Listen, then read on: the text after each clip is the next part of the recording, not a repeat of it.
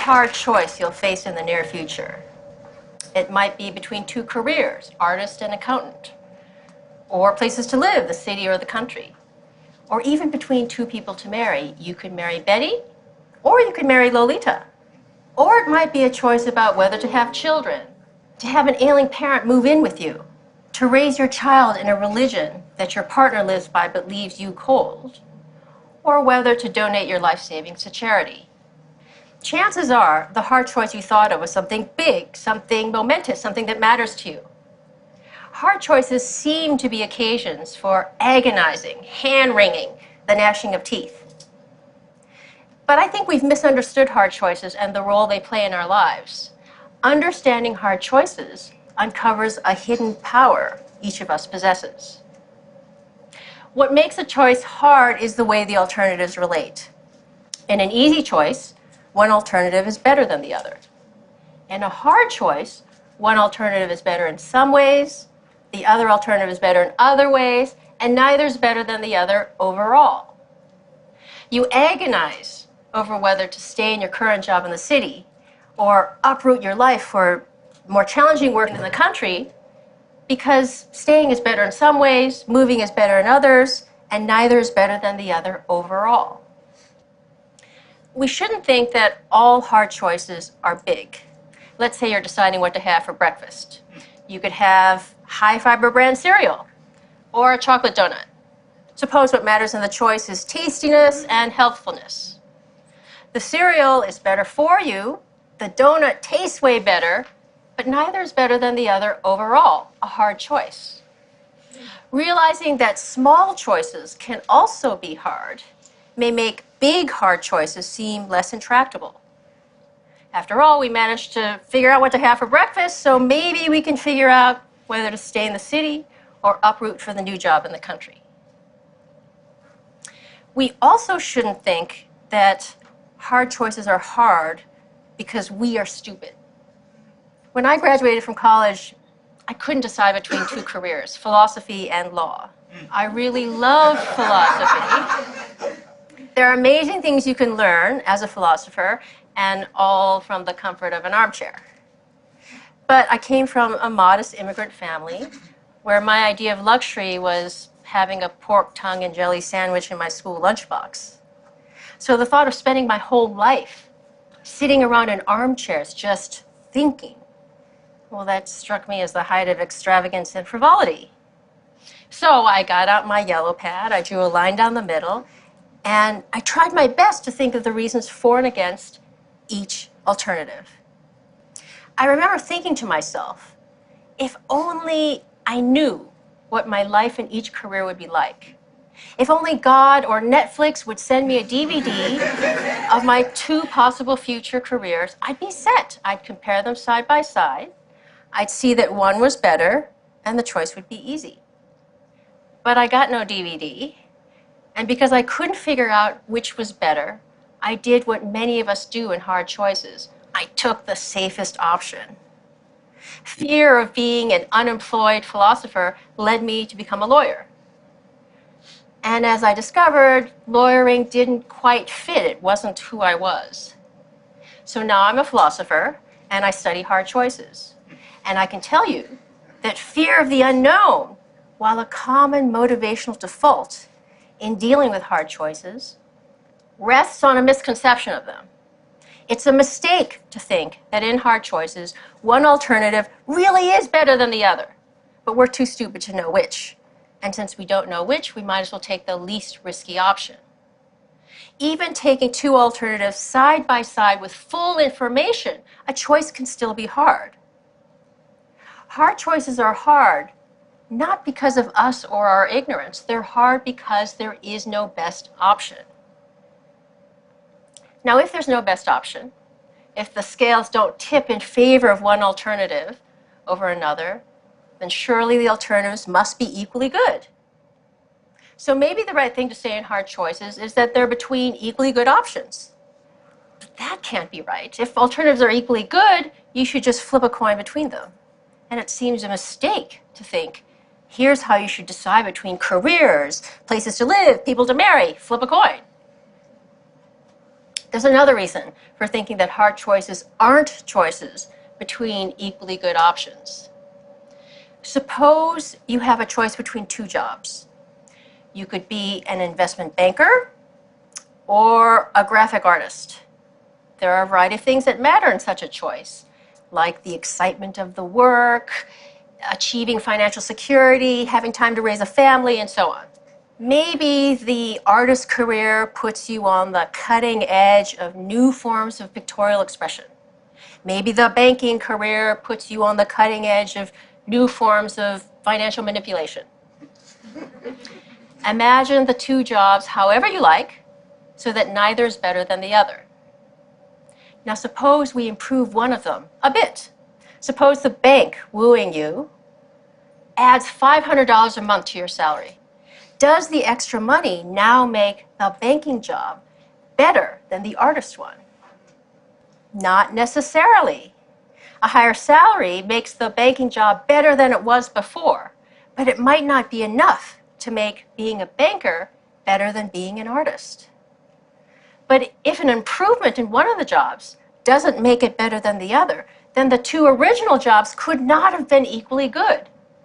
If you start with two things that are equally good and you improve one of them, it now must be better than the other. That's not the case with options and hard choices.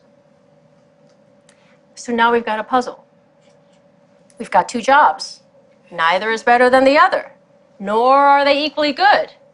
So how are we supposed to choose? Something seems to have gone wrong here.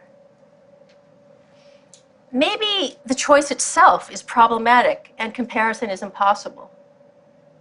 But that can't be right. It's not like we're trying to choose between two things that can't be compared. We're weighing the merits of two jobs, after all, not the merits of the number 9 and a plate of fried eggs. A comparison of the overall merits of two jobs is something we can make, and one we often do make.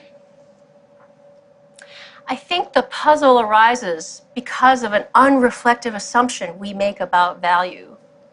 We unwittingly assume that values, like justice, beauty, kindness, are akin to scientific quantities like length, mass, and weight.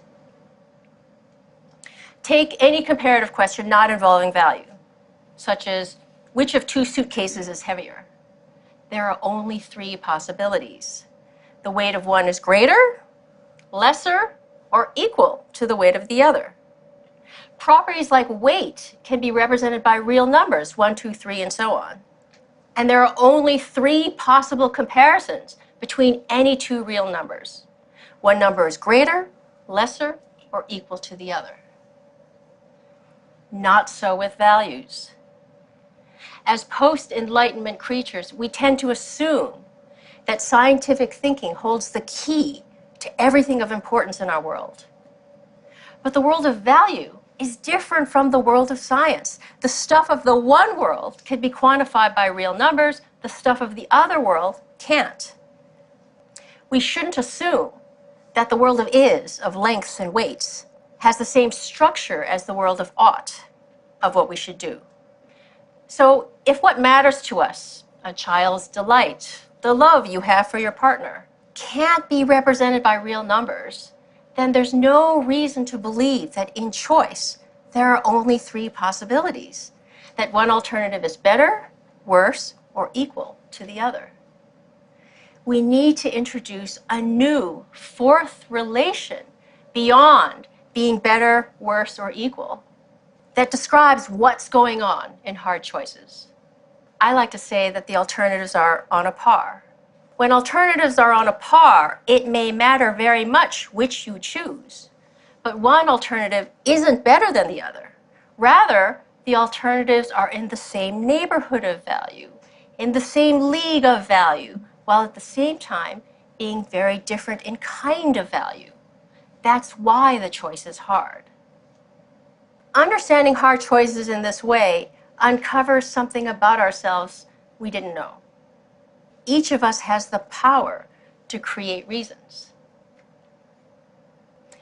Imagine a world in which every choice you face is an easy choice. That is, there's always a best alternative. If there's a best alternative, then that's the one you should choose, because part of being rational is doing the better thing rather than the worse thing, choosing what you have most reason to choose. In such a world, we'd have most reason to wear black socks instead of pink socks, to eat cereal instead of donuts, to live in the city rather than the country, to marry Betty instead of Lolita. A world full of only easy choices would enslave us to reasons. When you think about it, it's nuts to believe that the reasons given to you dictated that you had most reason to pursue the exact hobbies you do, to live in the exact house you do, to work at the exact job you do. Instead, you faced alternatives that were on a par, hard choices, and you made reasons for yourself to choose that hobby, that house, and that job. When alternatives are on a par, the reasons given to us, the ones that determine whether we're making a mistake, are silent as to what to do.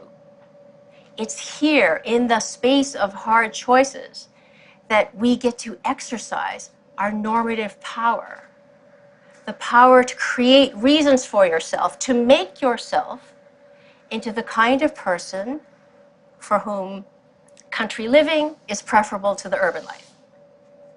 When we choose between options that are on a par, we can do something really rather remarkable. We can put our very selves behind an option. Here's where I stand.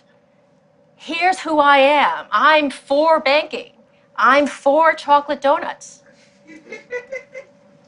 This response in hard choices is a rational response, but it's not dictated by reasons given to us. Rather, it's supported by reasons created by us. When we create reasons for ourselves to become this kind of person rather than that, we wholeheartedly become the people that we are.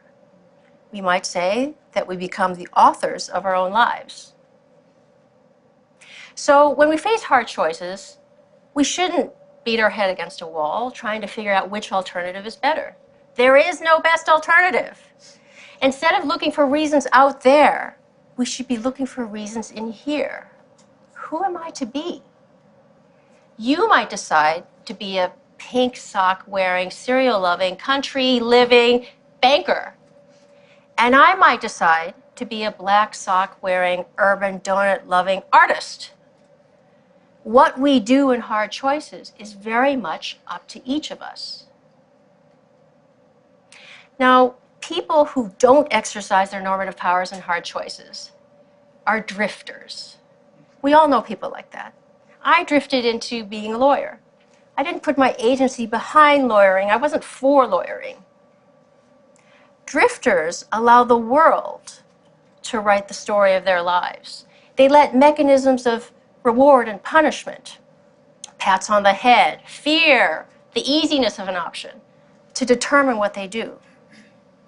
So the lesson of hard choices: reflect on what you can put your agency behind, on what you can be for, and through hard choices, become that person. Far from being sources of agony and dread, hard choices are precious opportunities for us to celebrate what is special about the human condition. That the reasons that govern our choices as correct or incorrect sometimes run out. And it is here in the space of hard choices that we have the power to create reasons for ourselves to become the distinctive people that we are. And that's why hard choices are not a curse, but a godsend. Thank you.